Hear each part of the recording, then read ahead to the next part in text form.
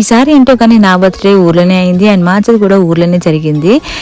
డిసెంబర్లో నా బర్త్డే అయిందనమాట. ఆ టైంకి మేము మా మామయ్య ఇంటి దగ్గర ఉండే అండ్ ఈసారి మార్చి బర్త్డేకి ఏమో పెద్దమ్మ ఇంటికి అయితే వచ్చాము. నా బర్త్డేకి అంటే నేను ఎగ్జామ్ ఉండే, సో దానికోసం అయితే వచ్చాము. అండ్ ఈసారి కొంచెం వేరే పని మీద అయితే పెద్దమ్మ ఇంటికి వచ్చాము. ఇక్కడ మార్చి బర్త్డే ఉండడం కలిసి వచ్చిందనమాట. సో ఇంకా చెర్రీ వచ్చేసి ఇక్కడ కేక్ లైట్ ఇవన్నీ సెట్ చేస్తున్నాడు. చెట్టు కింద పెట్టాం కదా, కొంచెం అక్కడ లైటింగ్ తక్కువ ఉందనేసి ఈ బల్బ్ అయితే పెడుతున్నాడు చెర్రీ. ఇదేంటంటే అది కొంచెం వాటర్ తడి చేసుకొని పెడితే ఆన్ అవుతుంది, చేతిలో పట్టుకోవచ్చు అనమాట. బాగుంది ఈ లైట్ అయితే. సో ఇంకా డెకరేషన్ విషయానికి వస్తే ఈ మామిడి చెట్టు కింద సింపుల్గా ఒక 4 బెలూన్లు పెట్టి హ్యాపీ బర్త్డే పెట్టేసి అలా సింపుల్గా అయితే డెకరేషన్ చేసుకున్నాము. అండ్ ఈ లైట్ కూడా చాలా అనుకూలంగా ఉంది మాకైతే.